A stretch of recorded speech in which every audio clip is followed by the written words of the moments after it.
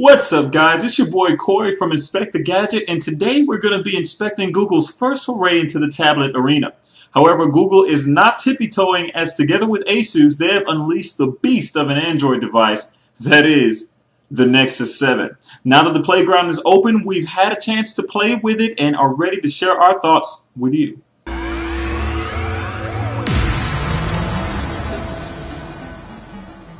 So let's start by inspecting the hardware. The Nexus 7 is 7.8 inches high by 4.7 inches wide and is only 0.4 inches thick. It's thinner than the Kindle Fire, and its tapered edges make it seem even thinner. This makes the Fire seem even more like a heavy brick, especially since the Nexus 7 weighs in at only 340 grams. Although the backing is plastic, it almost has a leathery feel to it, and its dimples make for a nice grip, especially when holding it in one hand. For such a small-sized tablet, the speaker works surprisingly well, and we enjoyed it while listening to music and even watching movies and videos. It has two microphones, one here, which is a great position for video chatting, and the other along the side here, which we suspect is for noise cancellation. Now, one of the things that I noticed is that the bezel is larger than that of the Kindle Fire, but I like it as it seems to give the Nexus a more commanding presence. Looking at the Nexus is like peering through a window with its 1280 by 800 HD display, and I'm sure you math geniuses have figured out that to be 216 pixels per inch. Now you're going to be hard pressed to notice pixels, and no matter what the viewing angle, you're still going to have a pleasurable experience. We noticed that text was clear and sharp even while reading small font in books and magazines. Now guys, performance of this tablet is just blazingly fast. With its 1.3 GHz quad-core Tegra 3 processor with a 5th core for low-level processing. It also has a 12-core NVIDIA GPU and 1 GB of RAM. And guys, I gotta tell you, games and everything else just perform amazingly on this device.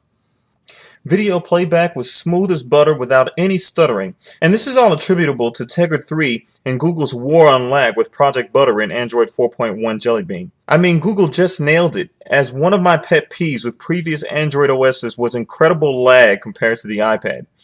Well, that's completely gone, even with live wallpaper running. We did a quadrant on the Nexus 7 and got a benchmark of 3592, which is only slower than the HTC One X and the Asus Transformer Prime, but still very, very good.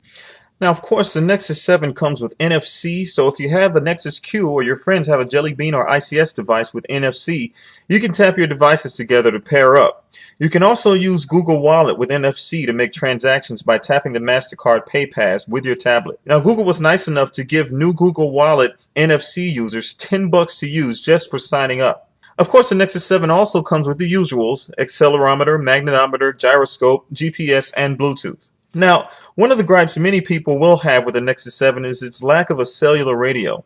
Currently, the Nexus 7 is Wi-Fi only, but I suspect that shouldn't be too much of a problem with wireless hotspots being everywhere, from Starbucks to integrated into cars and also portable hotspots, as well as wireless tethering with cell phones. Now, two of the most usable updates Google has made with Jelly Bean is Google Search and Google Now. Terms which most people might start using interchangeably, or may simply refer to them collectively as Google Now.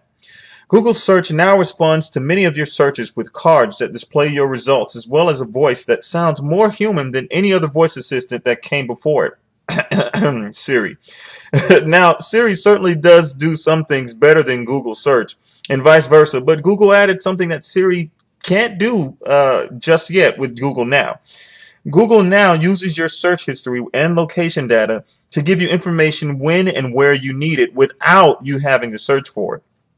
Now, I'll be doing a more in-depth review of Google Search and Google Now, but for now, I'll just do a quick test to show you how easy it is to use them. You can get to Google Now by swiping from the bottom of the screen up to the word Google. Once inside, you can use the keyword Google to get Google to start listening and ask it whatever you want. Google. Who directed the movie Transformers 3? Transformers: Dark of the Moon was directed by Michael Bay. Another pretty useful addition to Android is the new notification tray in Jelly Bean. It's actually more interactive than its predecessor, allowing you to share media directly from the tray and even read emails and reply to missed calls and text messages. The Nexus 7 comes with a 1.2 megapixel camera, but one of the weird things you'll notice is it doesn't seem to come with a dedicated camera app. However, that problem is solved thanks to developer Motico, who has created a camera launcher to access the camera app already integrated into Jelly Bean. You can get this app free at the Google Play Store by clicking the link down below. Another thing that's strange about the Nexus 7 is that the home screen and the app drawer don't rotate to landscape. Now, I thought this would be really annoying, but after using it for a while, I found that it doesn't really bother me, and more importantly, it doesn't seem to take away from the experience of the tablet since you can rotate while in every other screen and in all the other apps. For those of you who may be still bothered by this though, maybe a launcher like Go Launcher EX or ADW Launcher will help ease the pain as they allow landscape rotation. However, that easing may come at the cost of losing other features of the Jelly Bean experience, like how it automatically moves widgets around to make room for new ones. The Nexus 7 is a pure Google experience and ships with Chrome as a native browser, which runs very smoothly. A nice new feature of the Google Maps app is the ability to download the map of an entire city for use offline, something that's sure to come in handy with the lack of 3 or 4G data. Google Plus looks great, and Hangouts with the Nexus 7's 1.3 megapixel camera work fine.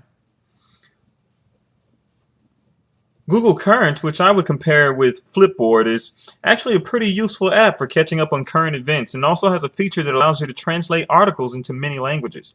Now, the translation wasn't nearly perfect, but it does allow you to get the gist of what's happening in other parts of the world. Another great change in Jelly Bean is the new YouTube app, which is better by leagues than the previous app. Video played smoothly and the interface is a lot more intuitive and user-friendly. 4,325 milliamp hour battery, and with normal use of watching movies, videos, reading books, magazines, checking email, and surfing the web, we were able to get just under 10 hours of use. Now, the Nexus 7 comes in 8 and 16 gigabyte flavors for $199 and $249 respectively, but lacks a micro USB port for expandable memory. However, you might mitigate this limited storage by using cloud services like Google Drive and Dropbox. Google Drive actually offers 5 gigabytes of storage free, and so does the Amazon MP3 cloud service, which allows you to stream your music directly from the cloud, just like Google Music. It's very nice, and of course, in landscape mode, you get the nice cover flow-esque thing going on. All in all, this is a great tablet for anyone in the market and is a no-brainer if you were considering the Kindle Fire, and even may sway some considering an iPad with its attractive price point. You could get 2 or 3 of these for the price of just one iPad. Well, since you made it this far through the inspection, we're going to show you a trick or treat, depending on how you look at it, that Android is known for building into their operating systems. Here's what you do for the Android goodies. Go to Settings, tap About Phone, and then rapidly tap the Android version 4.1 or 4.1.1 like this.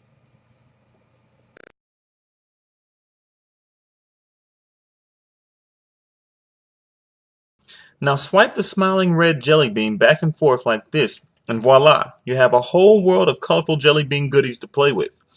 Also, if you search hard enough, you'll also find a candy cane, which may be Google's way of hinting to the next flavor of Android OS. Perhaps Android 5.0 Candy Cane? Well guys, we've inspected the Nexus 7 and we give it an inspection score of 90, which is passing with flying colors. We took off points for lack of 4G, no home screen and app drawer rotation, and lack of expandable memory options.